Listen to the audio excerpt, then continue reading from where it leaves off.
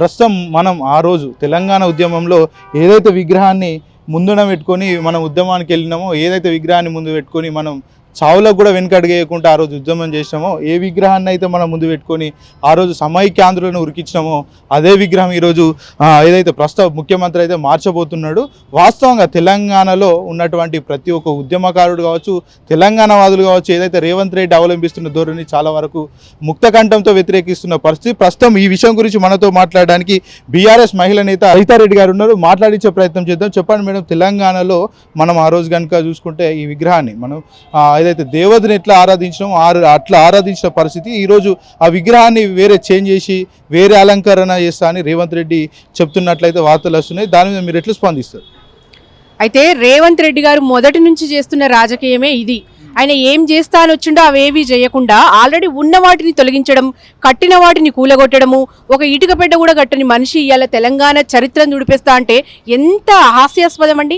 ఇవాళ జై తెలంగాణ అననోడు మన ముఖ్యమంత్రి అయిండు. మన కర్మ ఇవాళ ఎన్నడూ ఆయన ప్రమాణ స్వీకారం నాడు కూడా జై తెలంగాణ అనని వ్యక్తి, తెలంగాణ ఆత్మ లేని వ్యక్తి మన ముఖ్యమంత్రి అయిండు. కాబట్టి ఇవాళ తెలంగాణ తల్లిని చూసి ఓర్చుకోలేకపోతున్నాడు. ఇవాళ తెలంగాణ తల్లి మన సాంప్రదాయంలో, మన హిందూ సాంప్రదాయంలో తల్లిని దేవతా స్థానంలో పెట్టి పూజిస్తాం. దేవతలను ఎప్పుడైనా నిండుగా కిరీటంతో, నగలతో, వజ్ర వైడూర్యాలతో చూసిన సాంప్రదాయం మనది. అట్లాగే తెలంగాణ తల్లి కూడా తెలంగాణ ప్రజల ఆత్మ, తెలంగాణ తల్లి, తెలంగాణ ప్రజలందరికీ తల్లి స్థానంలో ఉంది. ఇలా నువ్వు తెలంగాణ రూపురేఖలను మారుస్తా, రాచరికపు పోకడలు కనబడుతున్నాయి అంటే నీ మైండ్లో ఉంది. రాచరికపు పోకడ అనేది నియంత పాలన చేస్తున్నా నీ దగ్గర ఉంది. అది తెలంగాణ తల్లి మార్పు చేసి ఏం సాధిస్తావు నువ్వు? ఇలా 100 కోట్లు ఎంబ్లం మార్చినావు, జయ జయ హే తెలంగాణ అనే అద్భుతమైన పాటను మార్చినావు. ఇలా తెలంగాణలో తెలంగాణ ప్రజల మదిలో గూడు కట్టుకున్నట్టుగా ఒక్కొక్కటి అన్ని చెరిపేస్తున్నావు. నువ్వేం చేస్తలేవు.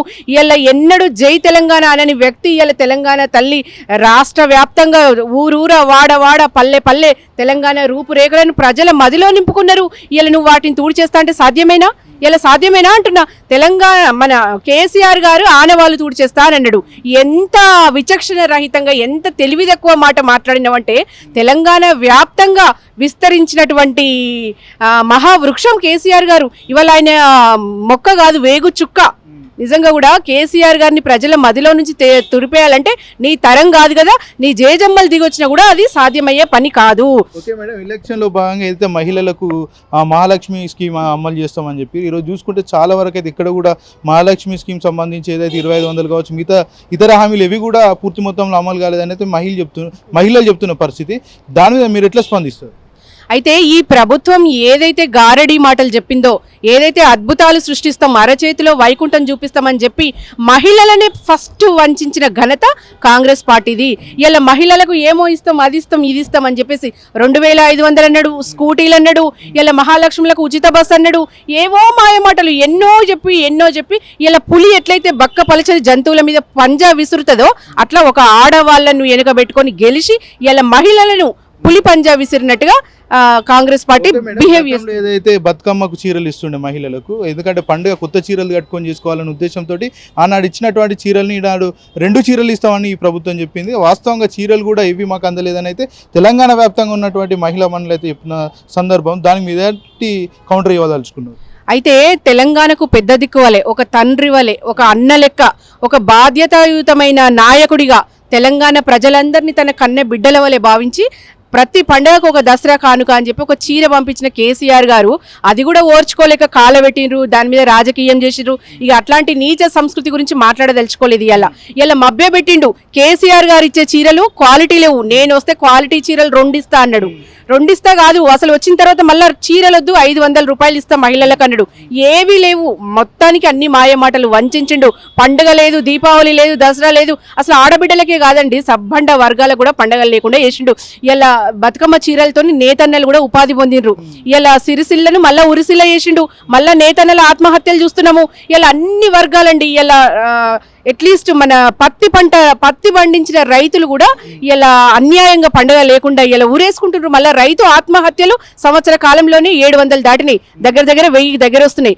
అంటే కూడా పూర్తి మొత్తంలో 2 లక్షల లోపు రుణమాఫీ చేసినామని రేవంత్ రెడ్డి చెప్తున్నాడు. నిజమే అంటారా మరి? ఆయన రుణమాఫీ చేసినా అని చెప్తున్నాడు. మరి ఎవరికైనా ఎక్కడైనా ఏదైనా చూసుకోండి, మీరు ఏ పథకం తీసుకోండి, ఒక 4-5 వేస్తున్నాడు ఆయన. ఆయన ఏది ప్రారంభించినా కొద్ది మందికే అందుతున్నాయి. ఇప్పుడు చాలా మందికి ఆ లబ్ధిదారులు ఎవరెవరో పట్టుకురండి, మీరు మాట్లాడండి, మీడియాలో తెలుస్తుంది. ఏది లేదండి, ఆయన చెప్పేది ఏదో 4 అమలు చేస్తున్నాడు, ఫోటోకు ఫోజులు ఇస్తున్నాడు, గోబెల్స్ ప్రచారం చేస్తున్నాడు. ఆయన ఫెయిల్ అయింది గవర్నమెంట్ ఆయన హామీల పట్ల. 420 మోసపూరిత హామీలు, 6 గ్యారంటీలు ఏవైతే ఉన్నాయో అవి ప్రజలకు చేరతలేవు. మేడం, లగచర్లకు సంబంధించి అక్కడ ఉన్నటువంటి ఎవరైతే లంబడి తండకు చెందినటువంటి రైతులను అన్యాయంగా అర్ధరాత్రి అరెస్ట్ తీసుకుపోయి సంఖ్యలు వేసారు. మరోపక్క ప్రభుత్వం రైతు పండుగ చేసుకోవాలని చెప్తున్నది. రైతులు పండుగలు వేసుకునే పరిస్థితులు ఉన్నారనుకోవచ్చు. అసలు ఎట్లా ఉంది ఈయన బిహేవియర్ అంటే, నవ్విపోదురు గాక నాకేమి సిగ్గు అన్నట్టు ఉన్నాడు. ఆయన ముఖ్యమంత్రిగా వచ్చిండు కానీ ఆయనకు ఎటువంటి ఆత్మ రైతుల మీద కానీ ఇటు ఏ వర్గం మీద కూడా ఆయనకు ప్రేమ లేదండి. ఇలా భూమి పండించే పచ్చని పంటలు పండే భూమిని ఫార్మర్ రక్కసి పేరుతో గుంజుకుందామని చూసిండు. ఆయన రియల్ ఎస్టేట్ దందా చేసే మనిషి అండి. ఆయనకు వ్యవసాయం విలువ ఏం తెలుసు? ఇలా రైతుకు వ్యవసాయానికి ఉన్న అవినాభావ సంబంధం ఆయనకు ఏం తెలుసు? కేసీఆర్ గారు ఎంతో పెద్ద మనసుతో రైతు బంధు ఎక్కడిది? రైతు బంధు మేనిఫెస్టోలు ఉందా? ఎక్కడుంది? ఏదీ లేదు. ఆయన సొంతంగా వ్యూహం చేసి రచించి రైతుల కోసం ఒక పెద్ద దిక్కు లెక్క రైతులకు పెద్దపీట వేస్తూ రైతు పక్షపాతిగా వ్యవహరించి ఇలా రైతులను గుండెలో పెట్టుకుంటే కేసీఆర్ గారు, ఇలా రేవంత్ రెడ్డి వచ్చిన మరుక్షణమే ఇలా పంజా విసిరిండ్రు రైతుల మీద. ఇలా రైతులు ఒక్కొక్కరు పిట్టల్లాగా రాలిపోతున్నారు. ఇలా పంటలు పండించే రైతు భూమిని లాక్కోవాలని ఏదైతే కుట్ర చేసిండో ప్రజలు తిప్పికొట్టిండ్రు.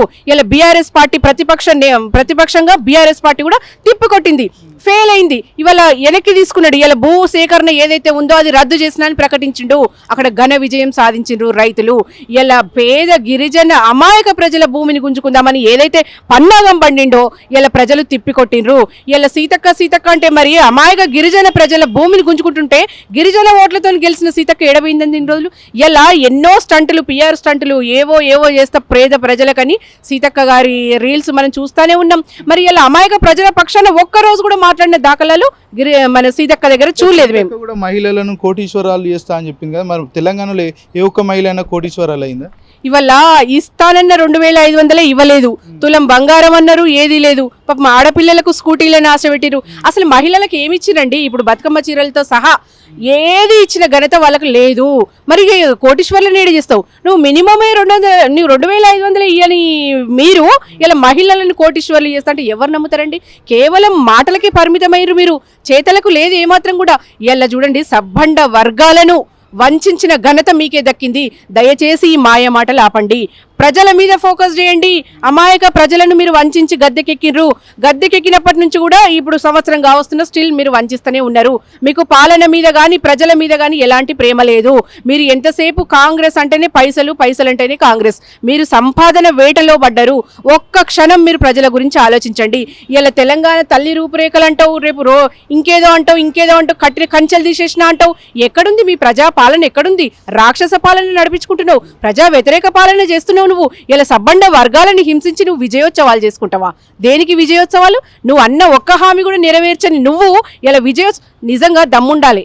ఏ పని చేయని ముఖ్యమంత్రి ఇలా విజయోత్సవం చేసుకుంటున్నా అంటే దానికి కూడా దమ్ముండాలి. ప్రజలు కూడా హర్షిస్తున్నారు, వాళ్ళు వెయిట్ చేస్తున్నారు, వాళ్ళు కూడా సహనంతో ఉన్నారు అని చెప్తున్నారు కదా. ఇలా సహనం కట్టలు తెంచుకొని తరిమే పరిస్థితి ఉందండి. సహనంతో ఉన్నా అని సెక్రటేరియట్లో కూర్చొని మాట్లాడితే కాదు, ఒకసారి బయటకు రండి. మీ మంత్రులు, మీ ఎమ్మెల్యేలు, మీరు ఒక గన్మెన్, మీ రక్షణ కవచం లేకుండా బయట తిరగండి. ప్రజలు ఎంత సహనంతో ఉన్నాయో, మీ ఎవరి వీపులు ఎట్లా వాస్తాయి అనేది ప్రజలే చూపిస్తారు. ఇలా సంవత్సరం కాలంలో 10 ఏళ్ళు వెనక్కిపోయింది తెలంగాణ రాష్ట్రము.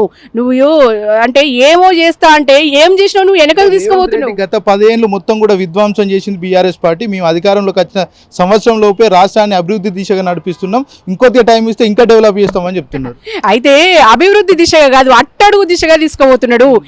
ఇంకా టైం ఇంకేంది? అన్నము ఉడికిందో లేదో ఒక మెతుకు పట్టుకొని చూస్తే తెలుస్తుంది. నువ్వు సంవత్సర కాలంలో చెయ్యలేవు. నువ్వు ఇంకా టైం తీసుకొని ఏం చేస్తావు? ఇంకా సర్వనాశనం చేస్తావు. ఇంకా ఈ మాత్రం ఉన్న తెలంగాణను ఇంకా నువ్వు అధోగతి పాలు చేస్తావా? ఇంకా టైం దేనికి ఇవ్వాలి? నువ్వేందనేది సంవత్సర కాలంలో ప్రజలు చూసిర్రు. ఇంకా టైం ఇస్తే నువ్వేం చేస్తావు? నువ్వు ఏమీ లేదు, నిన్ను ఇంటికి పంపించే టైం దగ్గర పడ్డది. సన్న ఉన్న వడ్లకి ఏదైతే 500 ఇస్తున్నావో దాని పట్ల రైతులు సానుకూలంగా ఉన్నారు. ఏదైతే రైతు భరోసా ఉందో దాన్ని అడగట్లేదని మంత్రి పొంగులేటి చెప్తుంటే, మరోపక్క సీఎం రేవంత్ రెడ్డి ఏదైతే జనవరిలో ఖచ్చితంగా మేము రైతు భరోసా ఇస్తామని చెప్తున్నాడు. అంటే కేవలం ఏదైతే రానున్న స్థానిక సంస్థల ఎలక్షన్ల కోసమే వీళ్ళు పిఆర్ షాన్ చేస్తున్నారని మరోపక్క కూడా వాదిస్తున్నారు. ఇది ఎంతవరకు నిజమంట? అయితే వీళ్ళు మంత్రులు ఇక రాను రాను రైతు బంధు కూడా వద్దంటున్నారు, ఇక అది కూడా బంద్ చేస్తామని చెప్తాడో ఏమో. అంటే ఎవరు ఏం మాట్లాడుతున్నారో, మతి స్థిమితం ఉన్నదా రాష్ట్ర మంత్రులకు, ముఖ్యమంత్రికి కానీ అసలు కాంగ్రెస్ పార్టీ నాయకులకు ఏమన్నా పనిచేస్తుందా అని నేను ప్రశ్నిస్తున్నా. ఇలా రైతులు అఘోరిస్తుంటే రైతులే వద్దంటున్నారు అనడం ఎంతవరకు కరెక్ట్ అండి? ఇలా నువ్వు బోనస్ అన్నావు, బోగస్ చేసినావు. కనీసం బోనస్ ఇవ్వకపోయినా పర్వాలేదు కానీ మద్దతు ధర కూడా ఇవ్వలేదు కదా. నువ్వు మన పత్తి రైతులు అక్కడ పెట్టుకొని కాంటాల దగ్గర పెట్టుకొని దసరా నుంచి కూర్చొని ఉన్నారట. CCI కొర్రీలు పెట్టి పత్తి కొనుగోలుని ఆపేసింది. మరి నువ్వు ముఖ్యమంత్రిగా, ఒక బాధ్యతాయుతమైన ముఖ్యమంత్రిగా వాళ్ళ పక్షాన నిలిచి వాళ్ళ పత్తి ఎందుకు కొంటలేరని అడగాల్సిన మనిషివి అన్ని మూసుకొని నువ్వు సెక్రటేరియట్లో కూర్చుంటివి. అటు పత్తి రైతులు ఆత్మహత్య చేసుకోవట్టే, వర్షాలు పడి పత్తి నానిపోయి. నువ్వు కనీసం బోనస్ ఇయ్యకు, మద్దతు ధరని ఇప్పించాలి కదా. అది లేదు, ఇది లేదు, ఏది లేదు. అసలు ఎవరిని నువ్వు సంతృప్తి పరుస్తున్నావు చెప్పు? ఇలా అన్ని వర్గాలు అఘోరిస్తుంటే నువ్వు విజయోత్సవం దేనికి చేసుకుంటున్నావు? ఇలా ఇక్కడ గురుకుల విద్యార్థులు కూడా 2 రోజులకు చొప్పున ఒకరైతే చనిపోతున్నారు. మరోపక్క రెగ్యులర్ గా ఫుడ్ పాయిజన్ జరుగుతున్నాయి. విద్యాశాఖ మంత్రి కావచ్చు, సంక్షేమ శాఖ కావచ్చు, గురుకులకు సంబంధించిన ఏదైతే సాంఘిక సంక్షేమకు సంబంధించి కూడా మంత్రి అయినే ఉన్నాడు. ఇప్పటి వరకు కూడా వాళ్ళని వెళ్ళి కలిసి మళ్ళీ వాళ్ళ పరిస్థితి లేని కనుక్కునే ప్రయత్నం కూడా చేయలేదు. మీరు ఏం స్పందిస్తారు దీన్ని? అయితే ఎంత పాపం చేసి మూట కట్టుకుంటున్నారంటే ఈ కాంగ్రెస్ నాయకులు, కేసీఆర్ గారు ఉన్నప్పుడు ప్రతి బిడ్డ కూడా ఇంట్లో నా మనవడు ఏదైతే సన్నబియ్యం తింటాడో గురుకులంలో పిల్లలు కూడా అదే అన్నం తినాలి అని చెప్పేసి సన్నబియ్యంతో వాళ్ళకి మధ్యాహ్న ఆహార భోజనం పెట్టిండు, వాళ్ళకి బ్రేక్ఫాస్ట్ స్కీమ్ పెట్టిండు.